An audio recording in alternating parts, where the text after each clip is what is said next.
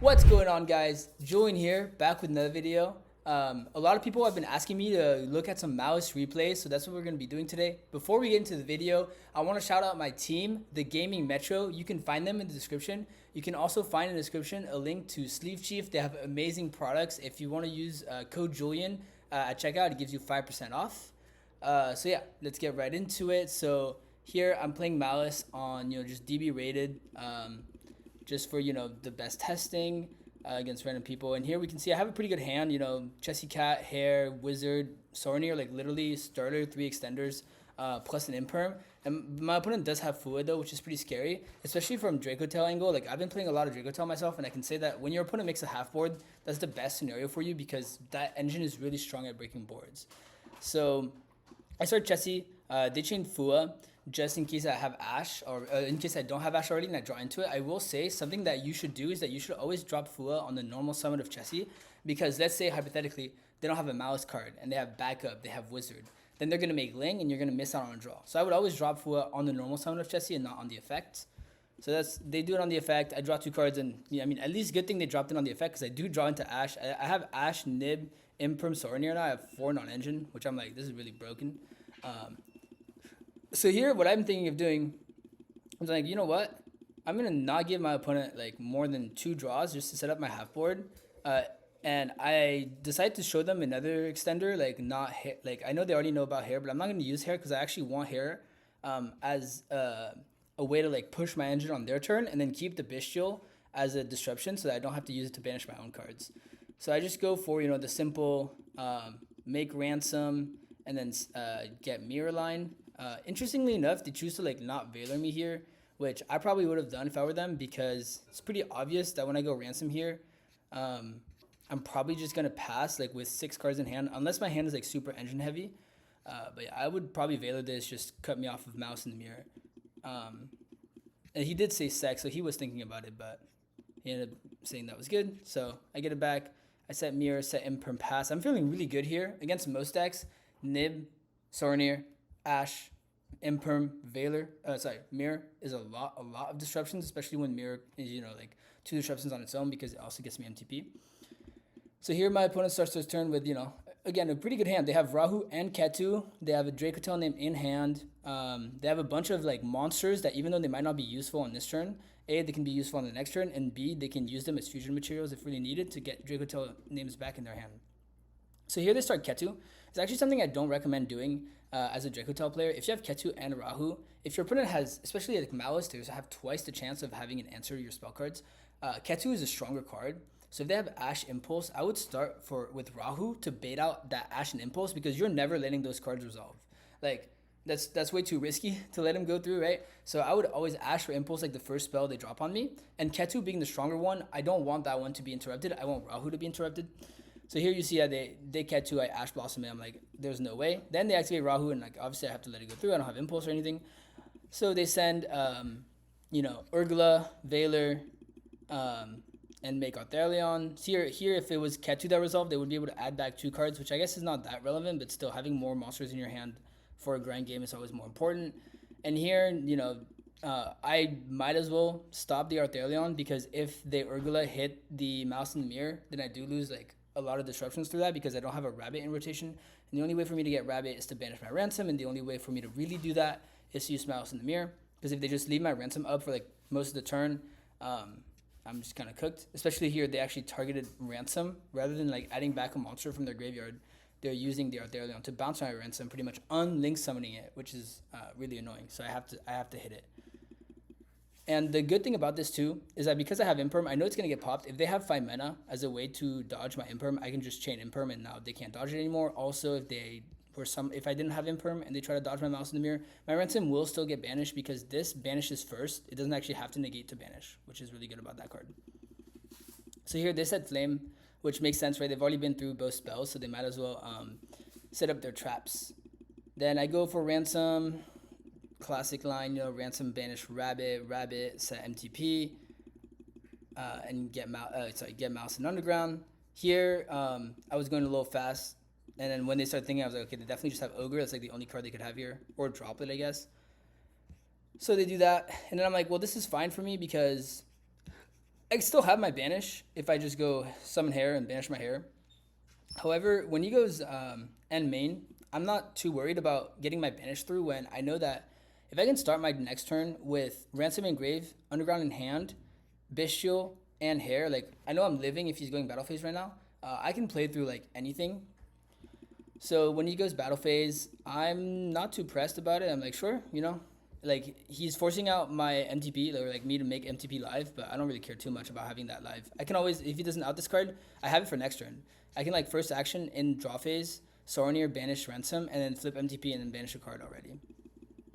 So he summons Lucius. Lucius will get 5 mana. And he already has Horn, right? So like here he can't even set up that much. So he makes Spirit and then makes Seals. That makes sense to me because like honestly, what else is this guy doing? But then I guess I remembered him that he's fusion locked, so he can't do that. I'm reminding him that. So I let him, I let him go back. Well, we have to anyways. But yeah, he passes on this, which is like kind of weak. But I guess like what else can he do? He can use 5 mana to fuse Nib away, which like isn't great. So I'd rather just keep the Nib if I were him. But when he passes on this, I can tell like I know he has 5 mana in hand. I don't know the last card in hand, but it's either not a monster, otherwise he would use it to make Golamo, or if it is a monster, it's something like Nib that he's not gonna want to fuse away. So I can feel pretty good to just like use Hair, get like start my turn with 2 bodies on board, another Hair in hand, or Dormouse, which I go for Dormouse here, and then because I have MTP to get me here on my turn whenever I want to. And then I draw another Bishop and I'm like, okay, this is crazy. So I go Baldrake, banish Ransom in draw phase, just to play around Horn, because I can pretty much just put everything in defense, and I don't want things to be in defense for my whole turn. So I know that like he has one unknown. This deck doesn't play like spells and traps other than Ketu, Rahu, and then the 2 traps. And so obviously like if he set a card, he's not gonna set one of his spells. Or if he does as a bluff, that's whatever, because I know I can play through the knowns already. So I summon my Ransom and I summon next to the Hair. That way it can't be Horn, right? Because it's targets, and Hair says this guy can't be targeted. So we're here. I get literally everything in my deck. I have my whole engine set up. I have like infinite pushes. I can start my turn with make Cryptor, which is really broken. And I go MTP, and I get rid of Horn, which, doesn't matter. I just want to clear both back rows because I can do it immediately. Like first action on my main phase. I guess I draw first, which I didn't have to do, but I'm like, whatever, I'll draw. Make Cryptor, which doesn't matter too much. Like this game state is so like overbearing that I'm winning anyways. And I know what this card is, right? I know it's Flame. So I don't need to activate Cryptor to banish anything as long as I'm not planning to activate a spell. And if at any point, like for example, he goes Nib, then I can go, okay, Cryptor, banish this. And then I know the last card is 5 mana. So I summon some bodies. Lizard. This was definitely unnecessary. I think that if I just say battle phase, like I'm pretty sure I have game already because I have Cryptor, swing, Cryptor, banish itself, swing again, summon Sorneer. And I have enough bodies to just kill him. But I also know that, again, he can't do anything here. And this build, by the way, doesn't play GWC. I've been messing around with both. It's kind of hard to say what's better. Like, obviously, playing GWC makes your engine stronger, but then there's a lot of decks that you want a lot of non-engine into, so it's kind of a tough decision deciding between what's better. I banish his Urgula, just kind of killing that for the rest of the game. That makes his engine a lot weaker overall. Take out the Veiler so that he can't, like, bounce it with an Arthurion, which he shouldn't be able to do anyways, because if you find mana fuses, he only has one other monster in his hand that he can fuse with. And we keep going. I banish his Trap as well, by the way, because you get those out of rotation. It's also makes the deck's engine really, really weak. But none of this really matters. I just have game. And here he starts to flinch for some reason when, like, honestly, it doesn't matter too much. I mean, my next action was just going to make access code and push for game. But so I do what I said earlier I would do. And I chain Cryptor just to banish the Flame. Get rid of it. And then here, like, he fuses away his Nib so that I don't get the token, which is, like, decently smart. But also, like, I have Field Spell plus Bishop, so I just can't lose. So, yeah. So, Malice going first. Big surprise. I ended up winning. I had, like, 4 non-engine, and then I had a really decent half board. Again, the whole goal with Malice when you get Molcharmid is to set up at least one Link 3. Like, you pretty much want to set up, how much you set up is dependent, on how much non-engine you have. The more non-engine, the less you need to set up. But you at minimum always need to set up one Link because it makes your follow-up play so strong, especially Ransom when it gets banished. Banish is another name from deck. It's like a lot of pushes all at once, and you always like get a hair in rotation, which is really strong. So here my opponent opens pretty strong, right? Nib, Ketu, Rahu, Urgula, Lucius. Opening Urgula is not that bad because it's really good to have in rotation. And I opened Baldrake, Dormouse, Bell, Call by Imperm. A decent hand, right? Like the Call by if he has Lancia and then like 2 pushes, which is really good. Imperm is like okay into this deck. I will say that I Imperm this Lucius, which isn't necessarily correct. A lot of the time you want to Imperm Arthelion because that's what gets them the most value. This is kind of a gamble and hoping that, you know, they can't play through this. But also if they get their 5 mana in hand, then they can start dodging your Imperms. So it's kind of a tough decision, but I do prefer Imperming the Arthelion if possible. He goes for Ketu. It gets the 5 mana anyways, kind of shows me my Imperm was useless. Activates 5 mana, fuses away, makes Arthelion. And then he activates all 3 effects. Arthelion gets him the 5 mana back, which is fine. He does activate Arthelion on Chainlink 3, so I decided to bell that. I think that was a mistake. I think I should have, because this Arthelion is not like crazy value. It's only getting him 1 card back because he only fused for 1 from the hand. I would bell an Arthelion if they're going crazy and they go like 2 to 3 to 4 monsters from the hand. Then that's a really strong bell. Otherwise, this would have been better used on a trap because Bell like and Ash can both negate their traps.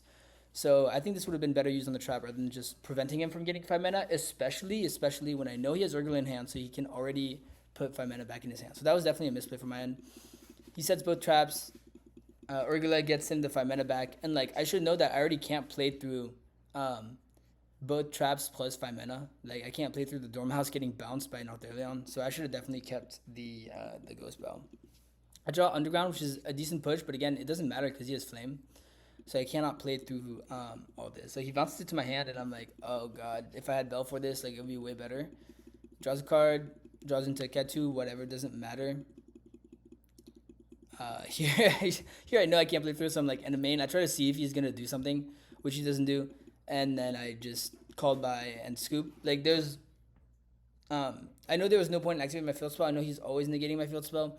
So I just wanted to see if he at least would fuse first so I could try to do something, and like call by the 5 mana. That's what I really wanted to do, call by the 5 mana, and then at least if like he activates 5 mana and I called by it, he might flame negate that. So that was kind of my idea there. And then he didn't flinch, which is like, that was my only win con. So that didn't go well for me, but it's okay. We go into game 3. We're going first, always a good thing.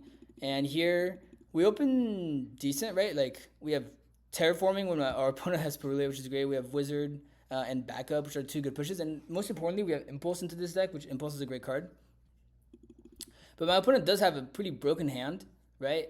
He activates Perulia, which like if I give him any draws and he draws the Dracotel monsters, he can start fusing with 5 mana. He also has Phantasmi to draw him cards, and he has like Nibiru, which is good against my deck, obviously.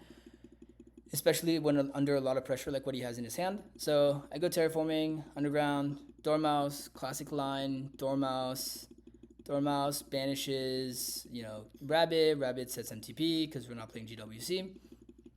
Then here, again, we go Splash Mage, and here he decides to Phantasmate me on summon, and I'm like, sure, like, I can't do anything about it. But what's really good for me is that as long as he doesn't draw Lancia, this Phantasmate is going to hurt him more than help him, because now I can Impulse him whenever I want, because he controls a card.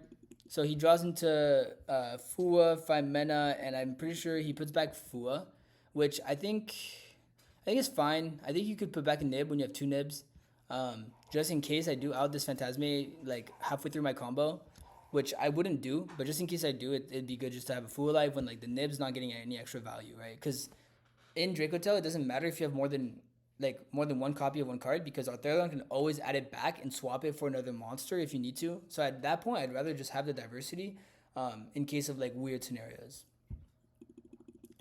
So I go Splash Mage. He chains 5 mana, which is like super scary here. Plus, because like I don't want to have to extend from my hand, at least not yet. I want to set up a little more first. I want to like, put more monsters on board. And like or at least my link monsters on board. And like 5 mana can literally mean like all my monsters get despawned, right? He could just bounce my Splash Mage, bounce my Dormouse. Like, I can't play through that, right? So I like really, really need to not let this resolve. Like, I'd rather him have a Nib resolve than have a 5 mana resolve.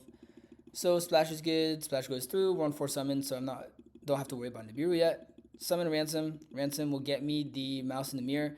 The only issue here is that Mouse in the Mirror, like, against a Phantasmate doesn't do anything, so I have to actually extend past this. But I'm not too worried because if at any point he nibs me or anything, I have MTP to dodge it, at least on the Ransom, and keep going from there. And at least Wizard is only one draw, but for like a lot of plays. So I do that. He draws into Perulia, which doesn't do anything because he controls a monster. Then I go to Binder, banishing Ransom and Dormouse. This is going to get me so much advantage, and his 5 mana also.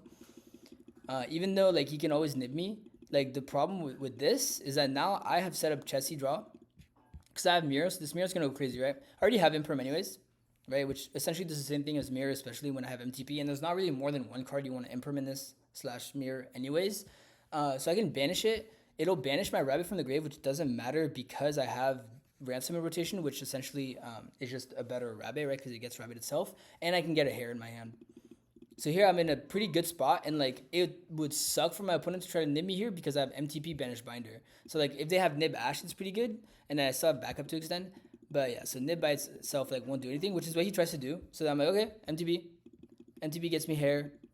The board gets nibbed, which sure doesn't matter too much. I do use my MTP to banish the Phantasme before the nib resolves because again, like this deck, Arthurion can just cycle cards through, so I'd rather not him have cards that are good into my deck in the graveyard. I'd rather have them be banished, and like the banish there is free. So he gives me the token, sure. Binder will come back and draw a card, which I draw into Thrust, which is pretty broken. I Thrust for Talents. I then Talents look at his hand and take out the 5 mana, obviously. Now I can see his hand is bad. So my thought process here was literally just out the nib, and then I can deal with, oh, that was a misclick. I can deal with whatever he top decks. I will say I kind of, like a spell would have been tough, but I can always stop Arthurion.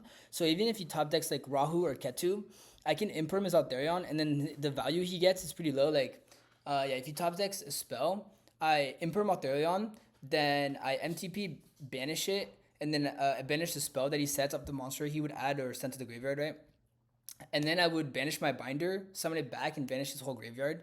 So I really wasn't scared of any top deck here, which is why I ended on Axis Code Pass, which looks a little bit sus. So he activates Rahu, dumps Urgula. So the way for him to play around what I just said would be to send Urgula, right? Because then he can just snipe the MTP. Summon Arthurion, but this Arthurion is not long for this world because I will... I guess I was going to Imperm it until he just targeted Binder, right? And then I'm like, well, I can just dodge this with my Hair. I can just hold my Imperm and my Mirror. Like, I don't need to use them. And then he just pops the MTP. I had to put him on, like, kind of mess up there. Because I didn't really care about banishing just out there. It doesn't do enough by itself. Again, I still know that he has Nib plus, like, this is all he has. And I can banish his whole graveyard.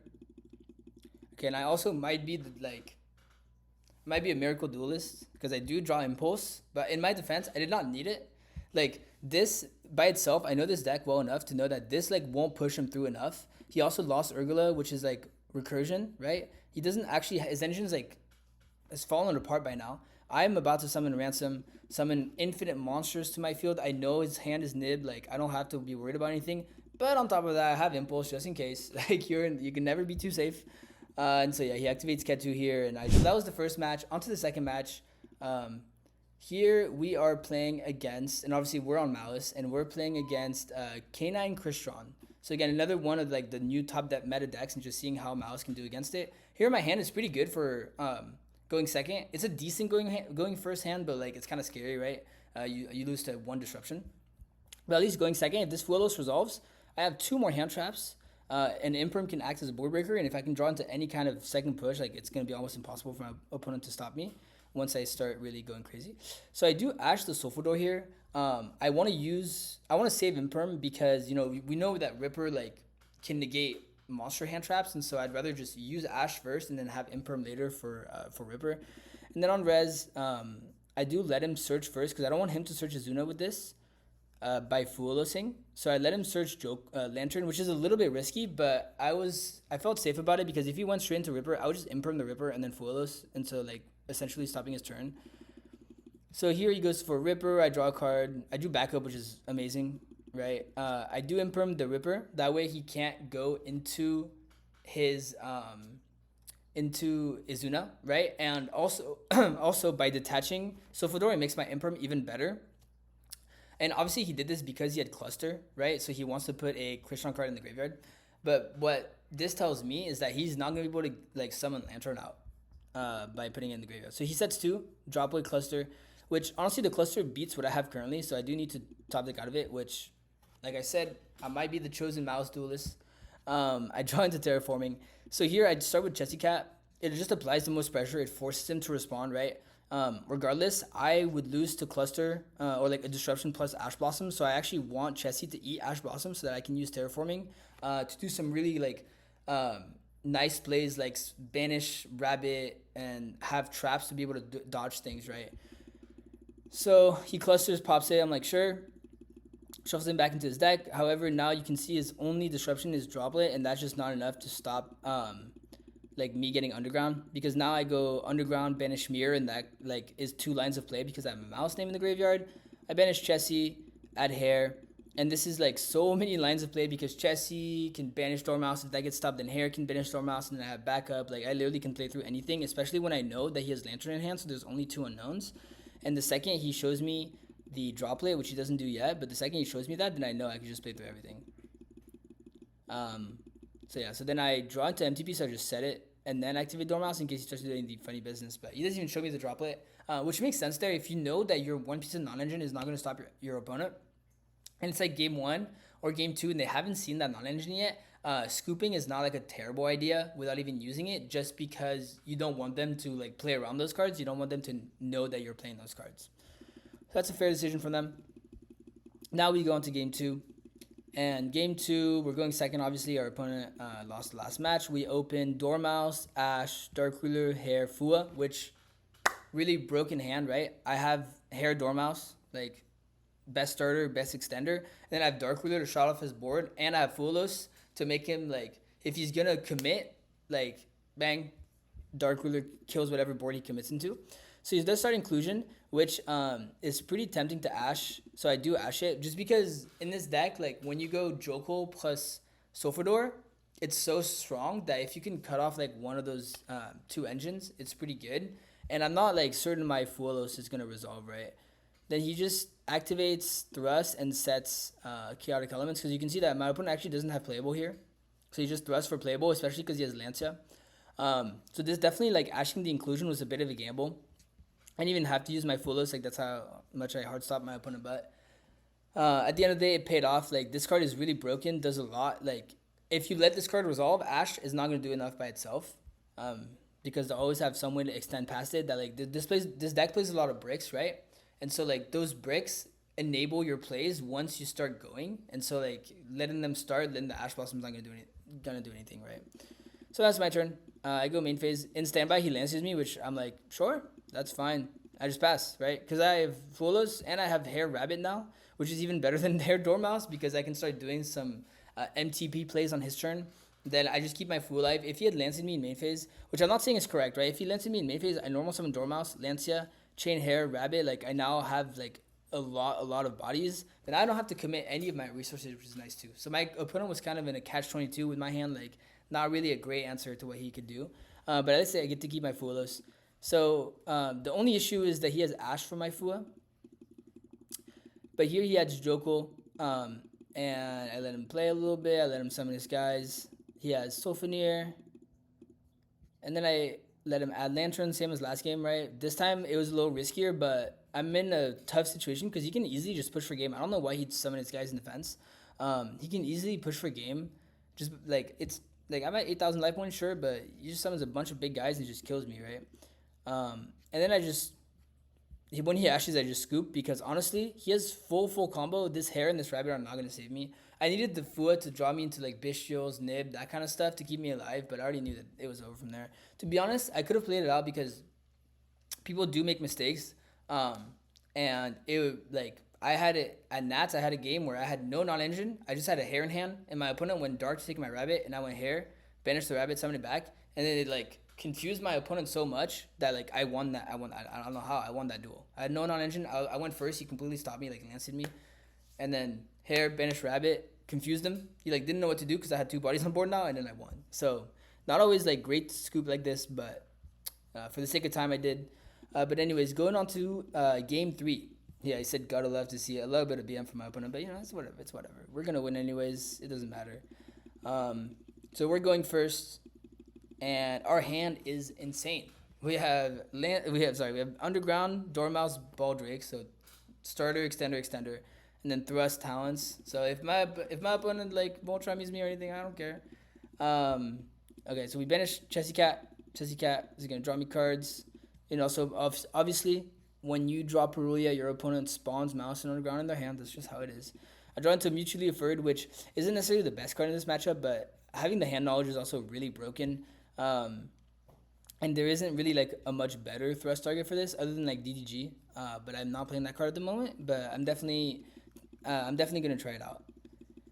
So rabbits and MTP, we combo. Here I do a very greedy line with the sole reason that I have thrust talents. Like, I'm so down for my opponent to nib me. Nib, alright, I'll look at your hand. I'll thrust for like Gold Star, extend a little bit. Thrust for AI Michu, any kind of those extenders. Like, I don't even have to fully extend. I just need to make one link 3 and then go on. I'm saving my Baldred as a disruption just for his turn, for pushing my bodies out, having an extender for like the future plays, just because I know that my hand is so strong, it literally does not matter what my opponent does. And then I just want to maximize my body and get the most out of like being under Perulia. To be fair, this was wrong. I should have gone straight into Link 3 because I'm not getting back up this turn because I'm not summoning it. Because again, my hand's so strong, I don't need to give my opponent any draws, right? So what I should have done, I should have made Ransom. Ransom gave me Mouse in the Mirror. Then made... use MTP to like banish it and summon back name with its effect, and then make Splash Reborn, make Binder, that kind of stuff. But I do think this line was fine with how good my hand was, because now I get to Ransom get me Mouse in the Mirror, banish it with MTP, add me a hair, summon it back, give me another hair, and then I do decide to commit one hair here to the field, because like this actually doesn't do anything by itself, and I want to get my MTP back in rotation. But pretty much I just like made my engine roll so much that again I can give him a draw at this point. It doesn't matter if he hand traps me, like sure, I have talents. So we just end on good old Crypto Pass.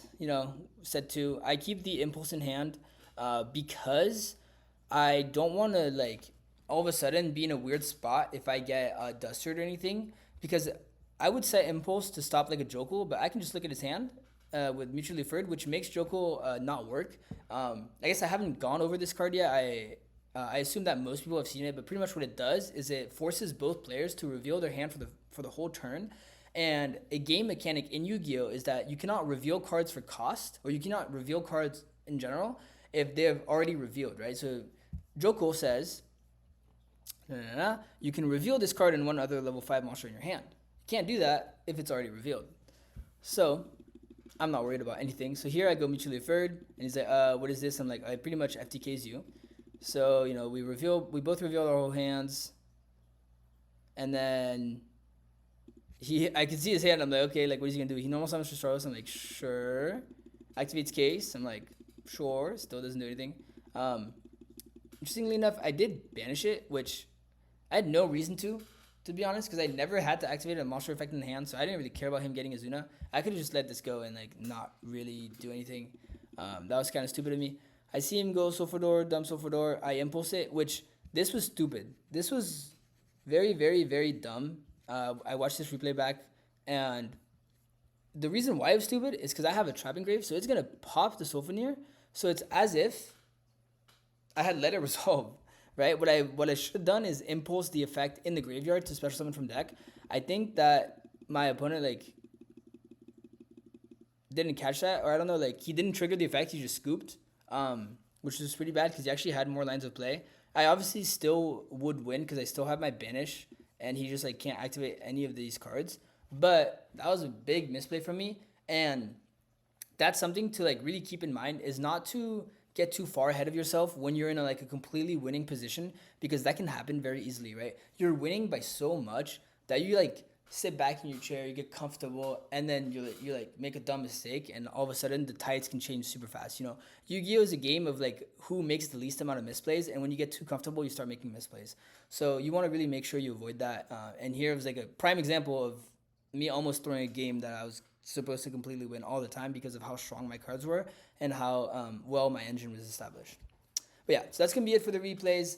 Thanks for tuning in, guys. Again, if you want to check out my team or Sleeve Chief in the description down below, please do so, and I'll catch you guys next time.